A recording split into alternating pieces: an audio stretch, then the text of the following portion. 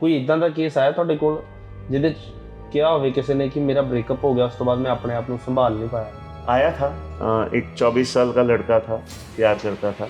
वो मेरे पास आया था, मैंने डायग्नोस किया कि बहुत सीवियर डिप्रेशन है इसको। उनके माँ बाप को बुलाया तो माँ बाप मिलने नहीं आए। हम मेरे रिपोर्ट में क्लियरली आया था कि बच्चा डिप्रेस्ड। माँ बाप, हमने उनको रिपोर्ट दे दी, वो आए नहीं। ये फ्री लोगों को सेवा देने का आइडिया आया कित्थों? सर, मैं एक छोटा सा इंसान हूँ और एक विजन था कि मरने के पहले कुछ अच्छा करना बहुत जरूरी है। रब थोड़ी लंबी उम्र नहीं करे। नहीं सर, जो है हाँ। फैक्ट है। दूसरा जो मुझे समझ में आया कि कई बार गरीबी की वजह से आपको मानसिक पीड़ाएं और तकलीफें ज़्यादा होती हैं। ਸਤਿ ਸ਼੍ਰੀ ਅਕਾਲ ਜੀ, ਤੁਸੀਂ ਦੇਖ ਰਹੇ ਹੋ ਰੋਜ਼ਾਨਾ ਸਪੋਕਸਮੈਨ। ਮੈਂ ਪਰਮਵੀਰ ਸਿੰਘ ਪ੍ਰੋਗਰਾਮ ਦੇ ਵਿੱਚ ਤੁਹਾਡਾ ਸਾਰਿਆਂ ਦਾ ਸਵਾਗਤ ਕਰਦਾ। ਔਰ ਅਕਸਰ ਹੀ ਆਪਾਂ ਤੁਹਾਨੂੰ ਕਿਸੇ ਨਾ ਕਿਸੇ ਸੈਲੀਬ੍ਰਿਟੀਜ਼ ਦੇ ਨਾਲ, ਆਰਟਿਸਟਿਕ ਫੀਲਡ ਦੇ ਬੰਦਿਆਂ ਨਾਲ ਤੁਹਾਡੀ ਮੁਲਾਕਾਤ ਕਰਾਈ ਦੀ ਹੈ, ਤੁਹਾਨੂੰ ਰੂਬਰੂ ਕਰਾਈਦਾ। ਸੋ ਅੱਜ ਦੀ ਇੰਟਰਵਿਊ ਬੜੀ ਸਪੈਸ਼ਲ ਹੈ क्योंकि एक बड़े स्पैशल परसनैलिटी, बहुत अच्छी बहुत प्यारी शख्सियत नाल तुहाडी मुलाकात करवाउण जा रहे हैं। बॉम्बे वर्गे वड्डे शहर च बह के फ्री दे विच कोई काम करना होवे लोकां दे वास्ते, समाज भलाई लई, तां कोई इन्हां तों सिखे। फ्री जिहड़ा शब्द है ना, वो आम लोकां नूं बहुत अट्रैक्ट करदा, क्योंकि जिन्हां दी पहुंच नहीं हुंदी, जिन्हां कोले इन्ना पैसा नहीं हुंदा कि वो अपना इलाज करा सकन। बहुत सारियां संस्थावां दुनिया भर दे विच काम करदियां ने, बहुत सारिया सरकारां दे वल्लों स्कीम्स जिहड़ियां ने चलाईयां जांदियां ने, पर उन्हां स्कीमां दा बहुत सारे लोकां नूं फायदा नहीं हुंदा। तां बहुत सारे समाज दे विच सेवा करन वाले लोक भी हुंदे ने जिहड़े अपने अहुदिਆਂ ते काम करदे ने, और अहुदे ते रहिंदियां लोकां दीयां मुश्किलां देखण तो बाद कई वार ਉਹ ਜਦੋਂ ਆਪਣੀ ਲਾਈਫ ਦੇ ਵਿੱਚ ਅੱਗੇ ਵਧਦਿਆਂ ਉਹਨਾਂ ਨੂੰ ਲੱਗਦਾ ਕਿ ਸਾਨੂੰ ਬੀਇੰਗ ਹਿਊਮਨ ਵੀ ਕੁਝ ਸੇਵਾ ਸਾਨੂੰ ਨਿਭਾਉਣੀ ਚਾਹੀਦੀ ਹੈ। ਇਦਾਂ ਦੀ ਇੱਕ ਸ਼ਖਸੀਅਤ ਨੇ ਮੁੰਬਈ ਵਰਗੇ ਵੱਡੇ ਸ਼ਹਿਰ ਦੇ ਵਿੱਚ लंबे समय तो काम कर रहे हैं। उन्होंने डॉक्टर नरेंद्र किंगर जी, जो कि साइकोलॉजिस्ट ने, पिछले 40 साल तो रिलायंस वर्गे वड्डे हॉस्पिटल्स दे विच अपनी ड्यूटी तनदेही नाल निभाउंदे आ रहे हैं। और हुण इन्हां ने 2018 दे विच एक NGO शुरू कीता, टॉक टू मी। और तुहानूं पता ही है साइकोलॉजिस्ट दा काम मैंटल हैल्थ नूं लैके हुंदा। सो अज असीं उन्हां दे कोल पहुंचे हां, उन्हां दे इस ऑफिस दे विच, इस क्लिनिक दे विच, जिथे बहुत पेशेंट ਜਿਹੜੇ ਆਉਂਦੇ ਨੇ ਔਰ ਉਹਨਾਂ ਨੂੰ ਬੜੇ ਵਧੀਆ ਤਰੀਕੇ ਨਾਲ 9x9 ਕਰਕੇ ਤੋਰਦੇ ਨੇ। ਸੋ ਇਦਾਂ ਦੇ ਜਿਹੜੀਆਂ ਸ਼ਖਸੀਅਤਾਂ ਹੁੰਦੀਆਂ ਉਹਨਾਂ ਨੂੰ ਤੁਹਾਡੇ ਰੂਬਰੂ ਜ਼ਰੂਰ ਕਰਨਾ ਚਾਹੀਦਾ, ਔਰ ਅਵੇਅਰਨੈਸ ਜਿਹੜੀ ਆ ਉਹ ਦੁਨੀਆ ਦੇ ਵਿੱਚ ਹੋਣੀ ਬਹੁਤ ਜ਼ਰੂਰੀ ਹੈ। ਤੇ ਆਓ ਡਾਕਟਰ ਸਾਹਿਬ ਦਾ ਪਹਿਲਾਂ ਕਰਦੇ ਹਾਂ ਸਵਾਗਤ, ਤੇ ਫਿਰ ਜਾਣਾਂਗੇ ਕਿਵੇਂ NGO ਬਣੀ, ਕਿਵੇਂ ਫ੍ਰੀ ਇਲਾਜ ਹੁੰਦਾ, ਇਹਦੇ ਪਿੱਛੇ ਕੋਈ ਪੜਦਾ ਤਾਂ ਨਹੀਂ, ਜਾਂ ਕੋਈ ਓਲਾ ਤਾਂ ਨਹੀਂ, ਜਾਂ ਫੰਡਿੰਗ ਬਾਹਰੋਂ ਤਾਂ ਨਹੀਂ ਹੁੰਦੀ, ਕੌਣ ਕਰਦਾ, ਕਿੱਦਾਂ ਕਰਦਾ, ਬਹੁਤ ਸਾਰੇ ਸਵਾਲ ਹੋਣਗੇ ਤੁਹਾਡੇ ਮਨ ਦੇ ਵਿੱਚ ਵੀ। ਫ੍ਰੀ 'ਚ ਤਾਂ ਕੋਈ ਨਹੀਂ ਕਰਦਾ, ਲੇਕਿਨ ਆਪਾਂ ਜਾਣਾਂਗੇ। ਆਓ ਕਰਦੇ ਹਾਂ ਸਵਾਗਤ, ਫਿਰ ਕਰਦੇ ਹਾਂ ਗੱਲਾਂ ਬਾਤਾਂ। ਸਰ ਸਤਿ ਸ਼੍ਰੀ ਅਕਾਲ ਜੀ, ਬਹੁਤ ਬਹੁਤ ਸਵਾਗਤ। नमस्ते जी, सत श्री अकाल। ठीक ठाक हो? बिल्कुल सर। सर खिड़े रहने हो तुसी? हाँ, बचपन से शायद मुझे लगता है कि खुश रहना बहुत ज़रूरी है, तो हंसते रहना बहुत ज़रूरी है। ਤਾਂ ग्लो बहुत है ਤੁਹਾਡੇ फेस ਤੇ। अच्छा। बहुत बहुत शुक्रिया। लेकिन मुझे लगता है कि जिस तरह का हम लोग काम करते हैं वहाँ हंसते रहना बहुत ज़रूरी है। बिल्कुल सर। तो वो शायद हमारे काम में भी मदद करता है हमको। वाह सर, क्या बात। अच्छा सर, ਇੱਕ ਫ੍ਰੀ ਨਾਮ ਦਾ ਜਿਹੜਾ ਸ਼ਬਦ ਹੈ ਨਾ, ਇਹ ਦੁਨੀਆ ਨੂੰ ਬਹੁਤ ਅਟਰੈਕਟ ਕਰਦਾ। ਫ੍ਰੀ ਚ ਹੋ ਰਿਹਾ ਸਰ, ਝੂਠ ਤਾਂ ਨਹੀਂ, ਇਹ ਸੱਚੀ ਹੋ ਰਿਹਾ ਜੀ। ਕਿੱਦਾਂ ਤੁਸੀਂ ਐਜ਼ ਅ ਸਾਈਕੋਲੋਜਿਸਟ ਇੰਨੇ ਲੰਬੇ ਸਮੇਂ ਸੇਵਾਵਾਂ ਨਿਭਾਈਆਂ ਨੇ, ਬਤੌਰ ਕਹਿ ਸਕਦੇ ਕਿ ਇੱਕ ਆਰਮੀ ਮੈਨ ਹੁੰਦਾ, ਸੋ ਆਪਣੇ ਕੰਮ ਦੇ ਲਈ ਬਹੁਤ ਡੈਡੀਕੇਟਿਡ ਹੁੰਦੇ ਨੇ ਪੀਪਲ। ਸੋ ਤੁਸੀਂ ਆਪਣੀ ਨੌਕਰੀ ਵੀ ਕੀਤੀ, ਆਪਣਾ ਘਰ-ਬਾਰ ਵੀ ਚਲਾਇਆ, ਪੜ੍ਹਾਈਆਂ ਵੀ ਕੀਤੀਆਂ। ਇਹ ਫ੍ਰੀ ਲੋਕਾਂ ਨੂੰ ਸੇਵਾ ਦੇਣ ਦਾ ਆਈਡੀਆ ਆਇਆ ਕਿੱਥੋਂ? ओके, सो देखिए, मैं आपने सही कहा कि शुरुआत तो नौकरी से की जी, और बहुत छोटी तनख्वाह की नौकरी, प्रोफेसर बन के की। उसके बाद क्लिनिक शुरू किया, धीरे धीरे लाइफ में ऊपर आए, और अब लगभग इस साल मुझे 40 साल पूरे हो जाएंगे इस काम में। तो जब हम अपना काम करते हैं ना रेगुलर तरीके से रोज़मर्रा की ज़िंदगी में, तो हमने देखा कि कई लोग हमारे पास ऐसे आते हैं जो गरीब हैं, क्योंकि बम्बई में सब तरह के लोग रहते हैं। और मैं एक चैरिटेबल हॉस्पिटल में भी काम करता हूँ, जहाँ पे बहुत कम फ़ी है, वहाँ पे काफ़ी गरीब लोग आते हैं। और दूसरा, हमारे क्लिनिक में भी कई गरीब लोग आते हैं, आसपास से रिफ़र होते हैं। तो एक चीज़ जो समझ में आई कि हमको सिर्फ अमीरों के लिए काम नहीं करना है, हमको पूरे समाज के लिए काम करना है। तो धीरे धीरे मुझे ये रियलाइजेशन हुआ कि गरीबी की वजह से लोग काफ़ी तकलीफ़ों से, मुसीबतों से और गहरी पीड़ा से गुज़र रहे हैं। तो मन में था कि एक जब थोड़ा कुछ बनेंगे तो हमको समाज के लिए कुछ वापस करना है। तो एक तो क्लिनिक तो चलाते हैं, जहाँ जो अफोर्ड कर सकते हैं वो लोग आते हैं जी। लेकिन कई बार लोग नहीं आते हैं क्योंकि पैसा नहीं है। तो हमने सोचा कि क्यों ना इसको एक फॉर्मल तरीके से करें, ताकि लोगों को ये भ्रम नहीं रहे कि यार कहीं कुछ चक्कर तो नहीं चल रहा है यहाँ पे। इसलिए हमने एक प्रॉपर एनजीओ सेट किया, चैरिटी कमिश्नर में उसको रजिस्टर किया और उसको एक अच्छे तरीके से चलाते हैं। दूसरा जो मुझे समझ में आया कि कई बार गरीबी की वजह से आपको मानसिक पीड़ाएं और तकलीफ़ें ज़्यादा होती हैं। जी। ऐसा नहीं है कि अमीरों को प्रॉब्लम नहीं होते हैं, लेकिन गरीबी बाय इटसेल्फ काफ़ी प्रॉब्लम ज़्यादा बढ़ा देती है उसको। क्योंकि गरीब के घर में अच्छा खाना नहीं है, तो बच्चे की परवरिश ठीक नहीं होती है। गरीब का बच्चा अच्छे स्कूल में नहीं जा पाता है या उसको एक्स्ट्रा ट्यूशन नहीं मिलते हैं, उसको इसलिए पढ़ाई में दिक्कत आती है। उनको काम धंधे में तकलीफ आती है। कई लोग लोकल लैंग्वेज के स्कूल में पढ़ते हैं, तो उनको इंग्लिश में बात करने में दिक्कत आती है, तो उनको अच्छी नौकरी नहीं मिलती है। तो कहने का मतलब है कि गरीबी की वजह से कई सारे मानसिक टाइप के तनाव और प्रेशर लोगों पे बढ़ते हैं। इसीलिए मुझे लगा कि इसको हम एक अच्छे तरीके से बढ़ाएं।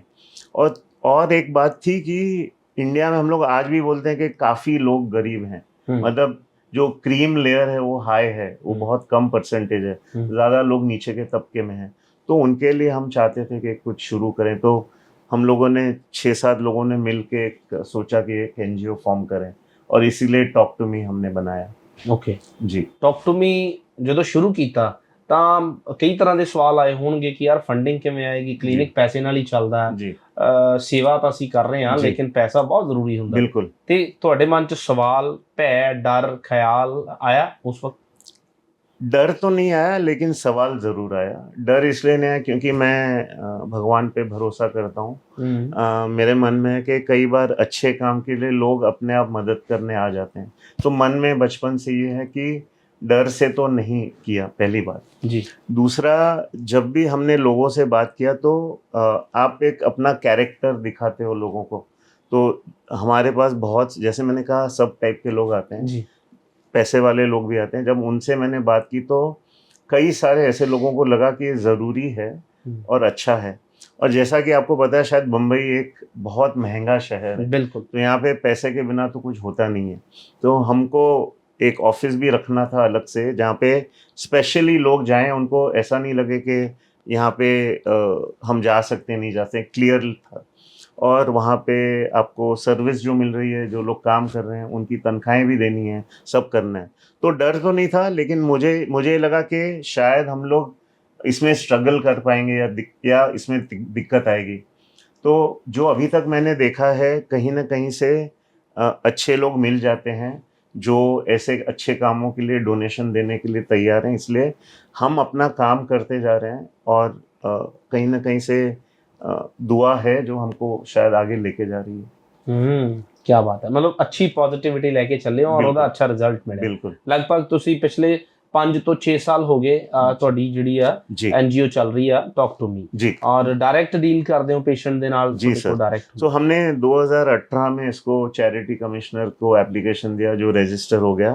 2019 एंड में हमने ऑफिस लिया, उसको रेनोवेट किया और वहाँ पे चलता है। मैं भी काम करता हूँ और मेरे साथ एक टीम है जहाँ 10, 12, 15 लोग साइकोलॉजिस्ट दूसरे जो हमारे साथ काम करते हैं। तो हम लोग स्कूल्स में भी जाते हैं, कॉलेजेस में भी जाते हैं जी। जहाँ वृद्धाश्रम है वहाँ भी काम किया है, ऑर्फनेजेस में भी जाके काम किया है। हमने एक बहुत स्पेशल प्रोजेक्ट किया जो शायद इंडिया में बहुत कम लोगों ने किया होगा।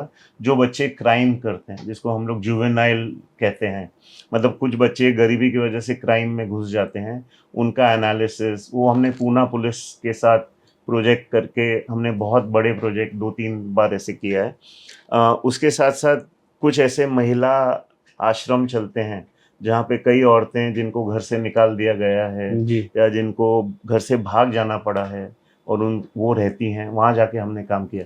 तो मेरा कहने का मतलब है कि मैं कम्युनिटी ओरिएंटेड अप्रोच लेके चलना चाहता हूँ। मतलब क्लिनिक में भी लोग आते हैं, तो जो क्लिनिक में आ सकते हैं वो क्लिनिक में आते हैं। लेकिन हमारी कोशिश है कि हम समाज में जाएं, हम बाहर जाएं, खुद जाना चाहते हम चाहते हैं वहाँ जाके हम वहाँ उनके माहौल में जाके काम करें। हमने एक नया एक चीज़ भी शुरू किया जिसको हम लोग मोबाइल मेंटल हेल्थ वैन कहते हैं। ओह तो हमने एक वैन डिज़ाइन किया है जो स्पेशली ऐसी जगह जहाँ सपोज कोई रूम नहीं है जी या जहाँ झुग्गी झोपड़ी है या जहाँ पे आपको बैठ के बात करने का मौका नहीं मिलता है, तो वहाँ वैन जाती है, वहाँ बैठ के उस वैन में भी काउंसलर्स और डॉक्टर्स आपके साथ बात कर सकते हैं। तो सोच ये पहले शुरू किया था कि एक जगह से, लेकिन अभी उसको थोड़ा ब्रॉड कर रहे हैं कि धीरे धीरे हम लोग कम्युनिटी में जाके काम करें।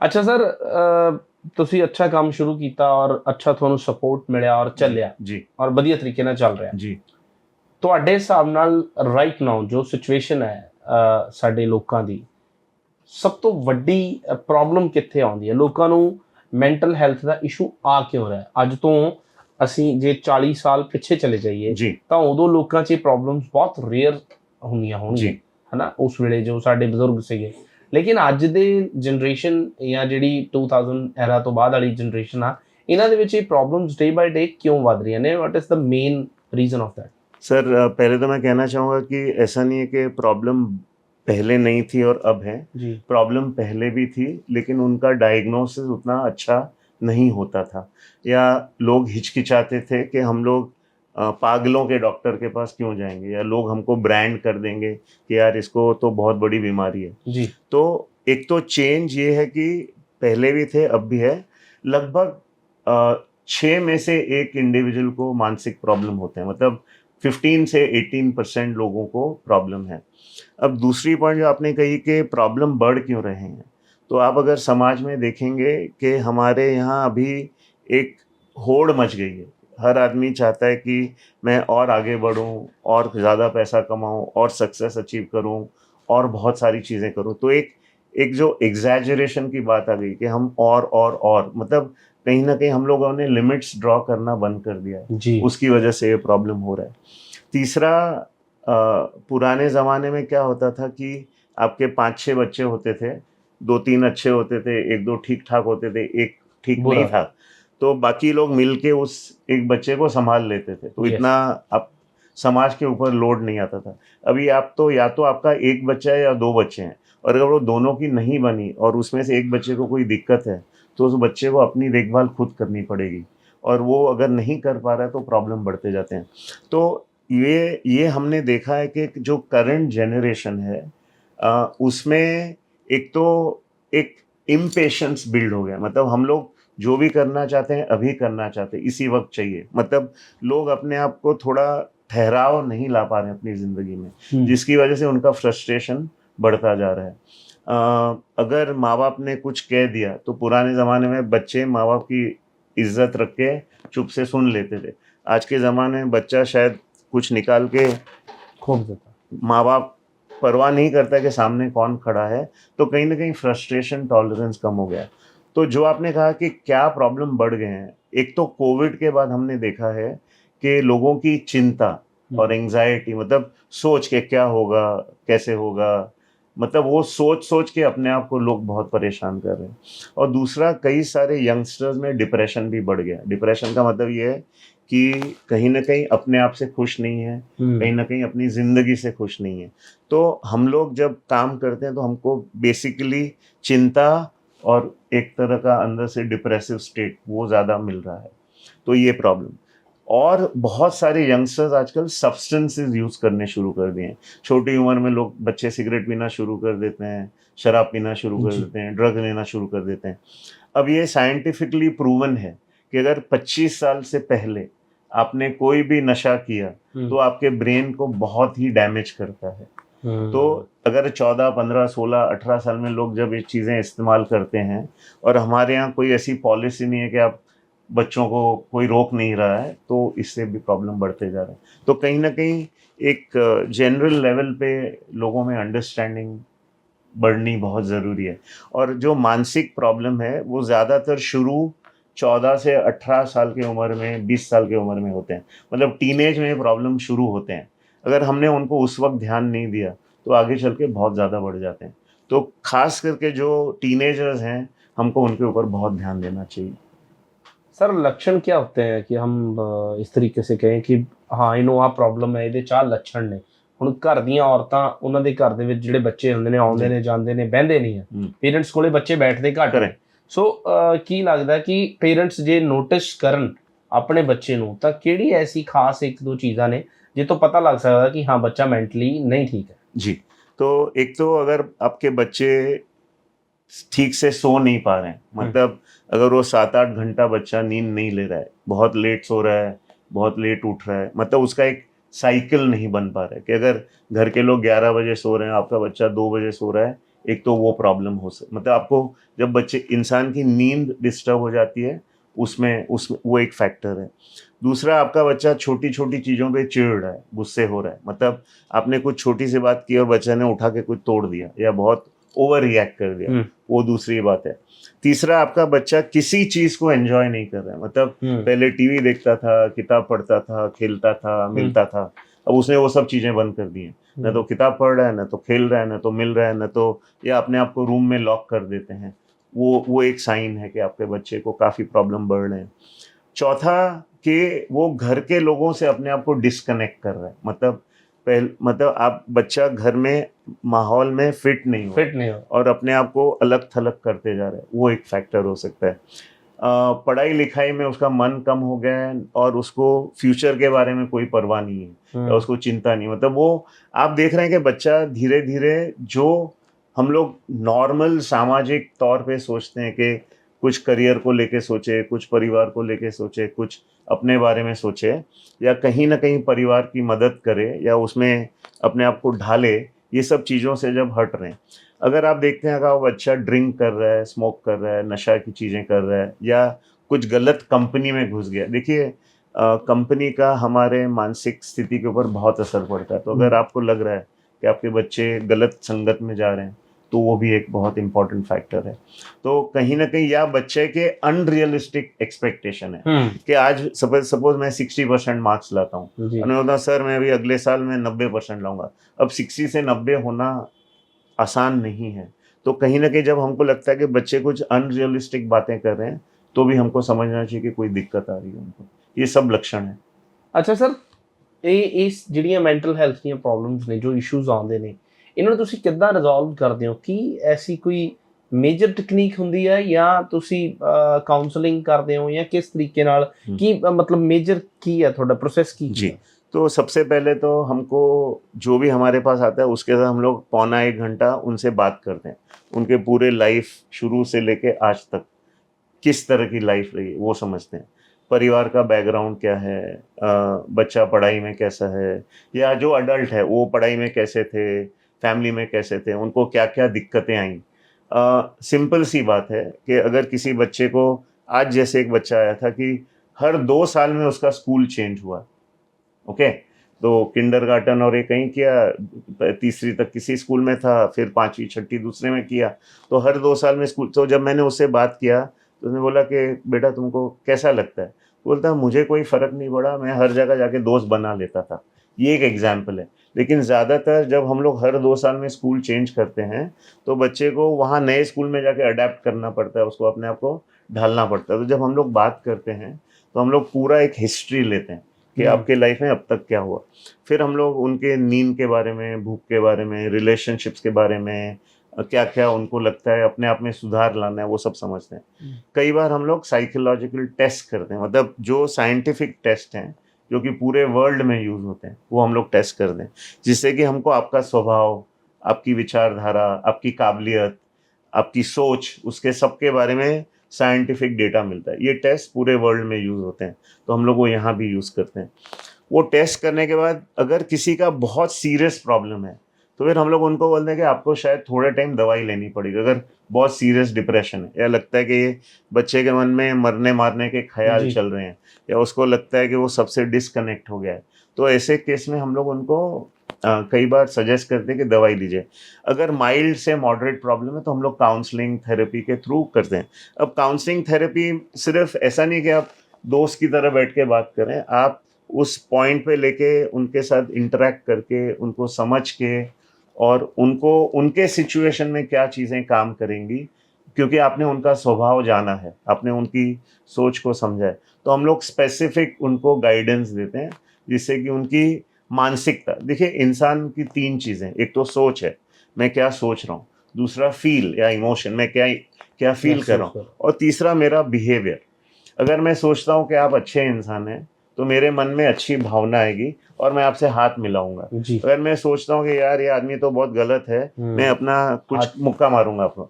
तो हमारे 3 एस्पेक्ट्स हैं, तो हमको पहले सोच को समझना पड़ता है और उस सोच के आधार पे इंसान क्या फील कर रहा है वो समझना पड़ता है, और उनका बर्ताव कैसे चेंज कर सकते हैं वो करना पड़ता है। तो ये पूरा प्रोसेस है। कुछ लोग बहुत जल्दी ठीक हो जाते हैं, कुछ लोगों को टाइम लगता है। कई बार हमारे यहाँ सीरियस केसेस होते हैं, जैसे कोई आदमी समझिए बहुत ज़्यादा नशीली पदार्थ इस्तेमाल कर रहा है, किसी के मन में सीरियस मेंटल ब्रेकडाउन जिसको हम लोग स्किज़ोफ्रेनिया बोलते हैं वो है, उनके केस में बहुत टाइम लगता है। कई बार वो पूरी ज़िंदगी उनको अपने आप पे काम करना पड़ता है। तो माइल्ड, मॉडरेट, सीवियर, इस 3 टाइप के प्रॉब्लम होते हैं अलग अलग। सर आपके पास कोई इदां ਦਾ ਕੇਸ ਆਇਆ ਤੁਹਾਡੇ ਕੋਲ ਜਿਹਦੇ ਚ ਕਿਹਾ ਹੋਵੇ ਕਿਸੇ ਨੇ ਕਿ ਮੇਰਾ ਬ੍ਰੇਕਅਪ ਹੋ ਗਿਆ ਉਸ ਤੋਂ ਬਾਅਦ ਮੈਂ ਆਪਣੇ ਆਪ ਨੂੰ ਸੰਭਾਲ नहीं पाया? आया था और बहुत दुखद केस था। एक 24 साल का लड़का था, पंजाबी लड़का ही था। वो एक यहाँ लोकल सिंधी लड़की के साथ प्यार करता था। उनके दोनों की फैमिली खुश नहीं थी कि वो पंजाबी लड़का है, वो सिंधी लड़की है। दोनों के माँ बाप नाराज़ थे। तो वो मेरे पास आया था, मैंने डायग्नोस किया कि बहुत सीवियर डिप्रेशन है इसको। उनके माँ बाप को बुलाया तो माँ बाप मिलने नहीं आए हमको। अच्छा। हाँ, कि नहीं ऐसा कुछ होता नहीं है सर। लड़का आया था मेरे पास, लड़की को तो मैं मिला नहीं था। तो मेरे रिपोर्ट में क्लियरली आया था कि बच्चा डिप्रेस्ड है और सीरियस डिप्रेशन है। तो माँ बाप, हमने उनको रिपोर्ट दे दी, वो आए नहीं। 7 दिन के बाद उसने जंप करके अपने आप को मार दिया। 24 साल का लड़का था। कहीं ना कहीं हम लोग उसकी ज़िंदगी ज़रूर बचा सकते थे अगर माँ बाप इस चीज़ को थोड़ा सीरियसली लेते। तो कई बार क्या होता है कि हम लोग कोई चीज़ समझते नहीं हैं और हमको लगता है कि ये तो सब दिखावट है या ये सब झूठ है, इसका कोई मतलब नहीं है। तो लोग बिना समझे कुछ डिसीजंस ले लेते हैं जो कि कई बार बैकफायर करते हैं। तो हमको दुख इस चीज़ का है कि अगर लोग अपनी मेंटल हेल्थ को या मानसिक प्रॉब्लम्स को उतना ही सीरियसली लेंगे जितना आपको शारीरिक चीज़ों को आप लेते हैं। अगर आपको रोज़ सर दर्द हो रहा है तो आप ज़रूर डॉक्टर को दिखाने जाएंगे ना, आप नहीं बोलेंगे यार ये अपने आप चला जाएगा। हाँ। तो उसी तरह मेंटल हेल्थ को थोड़ा सीरियसली लेंगे तो बहुत फर्क पड़ेगा। कोई ऐसा केस आया ਤੁਹਾਡੀ ਜ਼ਿੰਦਗੀ ਚ ਜਿਹਨੂੰ ਤੁਸੀਂ ਵੀ ਕਿਹਾ ਹੋਵੇ ਯਾਰ ਇਹ ਤਾਂ ਬਹੁਤ टफ ਸੀ? हाँ, ऐसे बहुत सारे केस आते हैं सर। कोई एक ऐसा जो आपने भी सोचा हो कि मैं हाथ खड़े कर दूं, बहुत मुश्किल है, वेरी टफ, फिर आपने टीम के साथ बैठ के उसको सॉल्व किया हो? नहीं, हाथ खड़े करना तो हमको शायद अलाउड नहीं है। हाँ, मैंने सिर्फ एक वर्ड यूज किया वैसे। नहीं, देखिए मुश्किल केस तो आते हैं और कई बार चैलेंज भी करते हैं। कई बार लोग हमको चैलेंज करते हैं कि अरे आपको कुछ समझता नहीं है, आप तो यहाँ कुर्सी पे बैठ के आराम से बड़ी बड़ी बातें कर लेते हो। तो ऐसे केस बहुत आते हैं। लेकिन मेरा जो रवैया है कि जहाँ तक हो सके लोगों की हेल्प करें, और अगर नहीं कर सकते हैं तो हम उनको फिर किसी और के पास रिफ़र कर देते हैं ताकि किसी और की हेल्प हो जाए। लेकिन हाँ, एक ऐसे बहुत सारे केस हैं, लेकिन शायद एक मेरे दिमाग में एक केस आ रहा है कि एक बार कई बार हमारे पास मेडिको लीगल केस आते हैं जी। मेडिको लीगल केस में जहाँ कोर्ट में केस है और आपको उनको असेस करना है और आपको एक सही रिपोर्ट बनानी है। क्योंकि मेडिको लीगल केस में ऐसे होता है कि अगर इंसान मानसिक रूप से ठीक नहीं है तो भले उसने कुछ क्राइम किया है, आप उसको क्रिमिनल नहीं करार दे सकते हैं। तो वहाँ पे कहीं जिम्मेदारी बहुत ज़्यादा हो जाती है, क्योंकि आप नहीं चाहते हैं कि एक्चुअल में क्रिमिनल है वो छूट जाए आपकी वजह से। एट द सेम टाइम आप अनफेयर नहीं हो सकते हो कि आप काम ठीक से नहीं करो, बिना वजह उसको मानसिक प्रॉब्लम है और बिना वजह उसको कोर्ट में परेशानी हो। तो ये एक हमारे लिए बहुत चैलेंजिंग टाइप केसेस होते हैं जहाँ पे आपको बहुत ज़्यादा डिटेल में एनालिसिस करके सोच समझ के फिर काम करना पड़ता है। अच्छा सर, ਤੁਹਾਡੀ ਲਾਈਫ ਦਾ ਬੈਸਟ ਪਾਰਟ ਕੀ ਰਿਹਾ? मेरी लाइफ द बेस्ट पार्ट है कि मेरा एक ग्रैंडसन है जिसका नाम कबीर है। उसके साथ टाइम स्पेंड करना बहुत अच्छा लगता है। अरे वो मेरे लाइफ का बेस्ट पार्ट है। दूसरा जो बेस्ट पार्ट मुझे लगता है, हमारे पास कई पेशेंट आते हैं, ठीक हो जाते हैं, चले जाते हैं और अपनी नॉर्मल ज़िंदगी जीना शुरू कर देते हैं, लेकिन वो एक दिन अचानक क्लिनिक में आते हैं कि सर कल मेरी शादी है या 5 दिन बाद मेरी शादी है, मैं आपको शादी का कार्ड देने आया हूँ। या कुछ दूसरे पेशेंट हैं, सर हम कहीं गए थे, वहाँ पे हमको ये पौधा अच्छा लगा, आपको पौधा देना है। तो जो लोग आके एक तरह से आपको थैंक यू बोल के जाते हैं, वो बहुत अच्छा लगता है। और उसके अलावा मेरे ख्याल से मेरे साथ जो भी लोग काम करते हैं आज तक जो मिले हैं मुझे, बहुत अच्छे रहे हैं। मतलब मुझे लगता है कि मेरे फील्ड में इतने अच्छे लोग काम करते हैं और हमारे साथ जुड़े हुए हैं कि उनके साथ टाइम स्पेंड करना बहुत अच्छा लगता है। अरे क्या बात है सर, आप अच्छा काम कर रहे हो। सर मैं लास्ट आपसे ये पूछना चाहता हूँ कि आप अगर मेरी हिंदी पंजाबी ਵਿੱਚ ਆ ਜਾਂਦੀ, पंजाबी बोल दीजिए, समझता हूँ मैं। ਮੈਂ ਇਹ ਕਹਿਣਾ ਚਾਹੁੰਦਾ ਤੁਹਾਨੂੰ ਕਿ ਤੁਸੀਂ ਜਦੋਂ ਇਸ ਚੀਜ਼ ਨੂੰ ਸ਼ੁਰੂ ਕੀਤਾ ਸੀ ਉਦੋਂ ਇੱਕ ਵਿਜ਼ਨ ਹੋਊਗਾ, ਔਰ ਅੱਜ ਤੁਸੀਂ ਕਿੱਥੇ ਖੜੇ ਹੋ ਇਹ ਵੀ ਇੱਕ ਗੱਲ ਹੈ, ਔਰ ਅੱਗੇ ਕਿੰਨਾ ਸਮਾਂ ਇਹ ਚੀਜ਼ਾਂ ਚੱਲਣੀਆਂ ਨੇ, ਅੱਗੋਂ ਕੌਣ ਕੈਰੀ ਕਰੂਗਾ ਸਾਰੀਆਂ ਚੀਜ਼ਾਂ, ਹੈ ਨਾ। ਨਿਚੋੜ ਕੀ ਹੈ ਐਟ ਦੀ ਐਂਡ, ਕੀ ਕਿਵੇਂ ਦੇਖਦੇ ਹੋ ਸਾਰੀ ਚੀਜ਼ ਨੂੰ? सर मैं एक छोटा सा इंसान हूँ और एक विजन था कि मरने के पहले कुछ अच्छा करना बहुत जरूरी है। रब थोड़ी लंबी उम्र नहीं नहीं सर, जो है फैक्ट है। तो अच्छा काम, या तो हम जाके किसी मंदिर में, गुरुद्वारे में, कहीं भी आप पैसा डोनेट कर दो और वहाँ काम अच्छा होता है, वो यूज हो जाए। यहाँ एक मौका मिला है कि हम दूसरे इंसानों की सेवा कर सकें। मुझे मंदिर नहीं बनाना है, मुझे कुछ बुत नहीं बनाना है, मुझे रियल इंसानों के साथ काम करके उनकी हेल्प करूं, वो बहुत ज़रूरी है। और दूसरा, बचपन से माँ बाप ने ये सिखाया था कि लोगों के लिए कुछ करो, वो बहुत ज़रूरी है, क्योंकि रब तो अपने अंदर है। बिल्कुल। तो कहीं ना कहीं इंसानों में मुझे भगवान दिखते हैं, तो उनके लिए कुछ करते रहें। फ्यूचर का देखिए ऐसा है कि क्या होगा वो अपन छोड़ देंगे ऊपर वाले के ऊपर। जब तक हम हैं, हम अच्छे से काम करें, ईमानदारी से काम करें और जितने लोगों की हेल्प कर सकें करें। क्योंकि जो हमारे पास आते हैं ना, जैसा मैंने कहा कि उनके माँ बाप को भी नहीं पता कि भाई हमारा बच्चा इतनी मुसीबत से गुजर रहा है और उन्होंने बच्चा खो दिया बिना वजह। या कई बार लोग भटकते हैं, परेशान होते हैं, तो कहीं ना कहीं अगर हम उनकी परेशानियों को कुछ कम कर सकते हैं तो आई थिंक वो सबसे बड़ी बात है। क्या ਬਾਤ, ਇਹ ਸਭ ਤੋਂ ਵੱਡਾ ਸ਼ਬਦ ਤੁਸੀਂ ਕਿਹਾ ਕਿ ਇੱਕ ਡੁੱਬੇ ਹੋਏ ਨੂੰ ਬਚਾਉਣ ਵਾਲੀ ਗੱਲ ਹੁੰਦੀ ਹੈ ਜਦੋਂ ਕੋਈ ਬੰਦਾ ਮੈਂਟਲੀ ਸਟ੍ਰੈਸਡ ਹੁੰਦਾ। ਸਰ ਅੱਜ ਦੀ ਲਾਈਫ ਦੇ ਵਿੱਚ ਸਾਡੇ ਵਰਗੇ ਯੰਗਸਟਰ ਈਵਨ ਆਫਟਰ 40 ਵਾਲੇ ਵੀ ਫੋਨ ਦਾ ਬਹੁਤ ਇਸਤੇਮਾਲ ਕਰਦੇ, ਇਹਦਾ ਕੀ ਅਸਰ ਪੈਂਦਾ ਮੈਂਟਲ ਹੈਲਥ ਤੇ?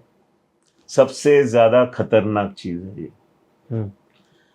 आप सिगरेट पीते हो, आपकी लाइफ 2 घंटा कम हो जाती है। आप शराब पीते हो, आपके ब्रेन के कुछ सेल मर जाते हैं। लेकिन जो आप पूरा दिन ये जो सेल फोन में हम लोग बैठते हैं, उससे जो ब्रेन का केमिस्ट्री है वो पूरा डावाडोल हो जाता है। आप समझिए कि जहाँ आपको 8 घंटे काम करना है, मैं आपसे 24 घंटे काम कराऊं तो आपकी क्या हालत हो जाएगी।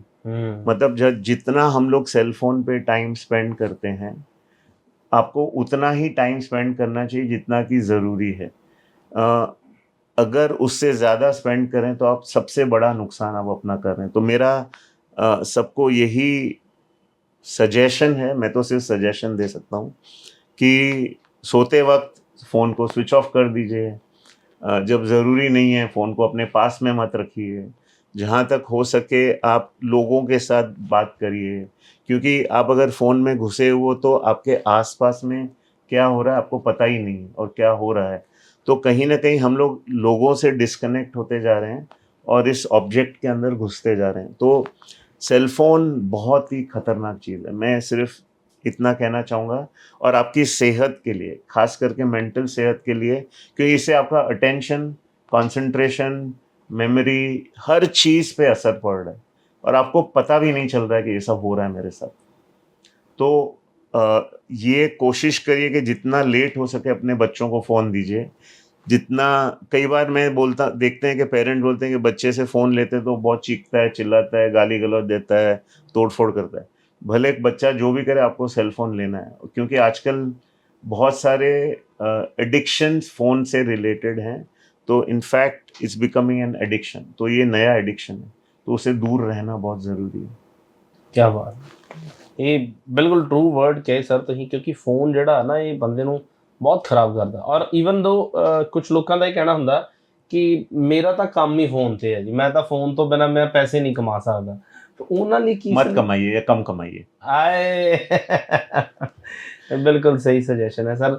ਤੁਸੀਂ ਬੜਾ ਅੱਛਾ ਕੰਮ ਕਰ ਰਹੇ ਹੋ, ਬਹੁਤ ਵਧੀਆ ਕੰਮ ਕਰ ਰਹੇ ਹੋ। ਔਰ ਟਾਕ ਟੂ ਮੀ ਦੇ ਜ਼ਰੀਏ ਮੈਂ ਦਰਸ਼ਕਾਂ ਨੂੰ ਦੱਸਣਾ ਚਾਹੂੰਗਾ ਕਿ ਤੁਹਾਡੇ ਆਲੇ ਦੁਆਲੇ ਜਾਂ ਤੁਹਾਡੇ ਨੇੜੇ ਤੇੜੇ ਕੋਈ ਇੱਦਾਂ ਦਾ ਪਰਸਨ ਹੈ ਜਿਹਨਾਂ ਨੂੰ ਤੁਹਾਨੂੰ ਲੱਗ ਰਿਹਾ ਕਿ ਮੈਂਟਲੀ ਸਟੇਬਲ ਨਹੀਂ ਹੈਗੇ, ਉਹਨਾਂ ਦੀ ਹੈਲਥ ਇਸ਼ੂਜ਼ ਨੇ, ਉਹ ਪ੍ਰੋਪਰ ਤਰੀਕੇ ਨਾਲ ਆਪਣੀ ਲਾਈਫ ਦੇ ਵਿੱਚ ਫੋਕਸ ਨਹੀਂ ਕਰ ਪਾ ਰਹੇ, ਜਿਵੇਂ ਕਿ ਸਰ ਨੇ ਦੱਸਿਆ ਕੀ ਲੱਛਣ ਹੁੰਦੇ ਨੇ ਜਦੋਂ ਪਤਾ ਲੱਗਦਾ ਕਿ ਹਾਂ ਇਹ ਬੰਦਾ ਠੀਕ ਨਹੀਂ ਆ, ਇਹਨੂੰ ਜ਼ਰੂਰਤ ਹੈ ਕੁਛ ਚੀਜ਼ਾਂ ਦੀ। ਸੋ ਟਾਕ ਟੂ ਮੀ ਸਰ ਹੋਣਾ ਦਾ ਹੈ, ਤੁਸੀਂ ਜਾ ਕੇ ਤੇ ਇਹਨਾਂ ਨਾਲ ਸੰਪਰਕ ਬਣਾ ਸਕਦੇ ਹੋ। ਬਾਕੀ ਸਰ ਤੁਸੀਂ ਦੱਸ ਦਿਓ। सिर्फ एक छोटी सी गुजारिश है कि आप अपने मानसिक हेल्थ या मानसिक स्वास्थ्य के ऊपर उतना ही ध्यान दीजिए जितना कि आप अपने शारीरिक स्वास्थ्य के ऊपर देते हो। एक्सरसाइज बहुत ज़रूरी है, तो रोज़ कुछ न कुछ एक्सरसाइज करिए, आधा पौना घंटा, 1 घंटा। नींद बहुत ज़रूरी है, आप रोज़ 6 से 8 घंटे नींद करिए। सेल फ़ोन पे कम टाइम स्पेंड करिए। अपने दोस्तों से, यारों से, फैमिलीज़ के साथ मिल के थोड़ा वक्त उनके साथ बिताइए। किसी भी टाइप का समाज सेवा करिए, आप दूसरों की मदद करिए, उससे बहुत आपका भी भला होगा, औरों का भी भला होगा। और मेरे ख्याल से ओवरऑल जहाँ लगे कि हम कोप अप नहीं कर पा रहे हैं, जहाँ लगे कि हम अपने आप को नहीं संभाल पा रहे हैं, जहाँ लगे कि चीज़ें मेरे हाथ से निकलती जा रही हैं, तो मदद मांगने से हिचकिचाइए मत, क्योंकि मदद मांगने से इंसान छोटा नहीं हो जाता है। शायद वो मदद लेके आप और स्ट्रांग बनेंगे और आप और बहुत सारे लोगों की हेल्प कर सकते हैं। तो ये मेरा एक सोच है, ये आपसे एक रिक्वेस्ट है। ਥੈਂਕ ਯੂ ਸਰ, ਬਹੁਤ Thank you ਜੀ ਚੰਗਾ ਸਰ। ਲੱਗਿਆ ਜੀ ਤੁਸੀਂ Thank you ਆਪਣੇ sir। ਕੀਮਤੀ ਸਮੇਂ ਚੋਂ ਸਮਾਂ ਸਾਡੇ ਨਾਲ ਸਾਂਝਾ ਕੀਤਾ ਤੇ ਸਾਨੂੰ ਆਪਣੀਆਂ ਇਹ ਚੀਜ਼ਾਂ ਦੇ ਬਾਰੇ ਦਰਸ਼ਕਾਂ ਨੂੰ ਤੁਸੀਂ ਰੂਬਰੂ ਕੀਤਾ ਔਰ ਦੱਸਿਆ ਕਿ ਕਿੱਦਾਂ ਆਪਾਂ ਇਹਨਾਂ ਚੀਜ਼ਾਂ ਤੋਂ ਬਚ ਸਕਦੇ ਹਾਂ। Thank you very much. Thank you, ਬਹੁਤ ਚੰਗਾ बहुत बहुत शुक्रिया कि आप शुक्रिया यहाँ आए, हमसे मिले, ਸਰ, ਬਹੁਤ ਸ਼ੁਕਰੀਆ। हमारा नसीब। ਸਾਡਾ ਦਿਨ ਬਣ ਗਿਆ ਜੀ। Thank you. Thank you sir. ਸੋ ਇਹ ਸੀਗੇ ਜੀ ਸਾਡੇ ਨਾਲ ਡਾਕਟਰ ਸਾਹਿਬ, ਔਰ ਤੁਸੀਂ ਸੁਣਿਆ, ਦੇਖਿਆ ਔਰ ਕਿਹੜੀਆਂ ਚੀਜ਼ਾਂ ਤੇ ਆਪਾਂ ਆਪਣੀ ਲਾਈਫ ਦੇ ਵਿੱਚ ਗੌਰ ਕਰਨਾ, ਜ਼ਿੰਦਗੀ ਨੂੰ ਆਪਾਂ ਸਹੀ ਟਰੈਕ ਤੇ ਕਿਵੇਂ ਰੱਖਣਾ, ਸਾਡਾ ਫੋਕਸ, ਸਾਡਾ ਗੋਲ, ਇਹ ਸਾਰੀਆਂ ਚੀਜ਼ਾਂ ਤੇ ਆਪਾਂ ਕਿਵੇਂ ਵਰਕ ਕਰਨਾ, ਉਹ ਤੁਹਾਨੂੰ ਦੱਸਿਆ ਡਾਕਟਰ ਸਾਹਿਬ ਨੇ। ਸੋ ਅੱਜ ਦੀ ਇਸ ਖਾਸ ਗੱਲਬਾਤ ਦੇ ਵਿੱਚ ਸਿਰਫ ਇੰਨਾ ਹੀ। ਫਿਲਹਾਲ ਦੇ ਲਈ ਕੈਮਰਾਮੈਨ ਜੱਸੀ ਤੇ ਸਨੀ ਨਾਲ ਮੈਨੂੰ ਪਰਮਵੀਰ ਨੂੰ ਦਿਓ ਤੇ ਇਜਾਜ਼ਤ। ਦੇਖਦੇ ਰਹੋ ਰੋਜ਼ਾਨਾ ਸਪੋਕਸਮੈਨ। ਸਤਿ ਸ਼੍ਰੀ ਅਕਾਲ।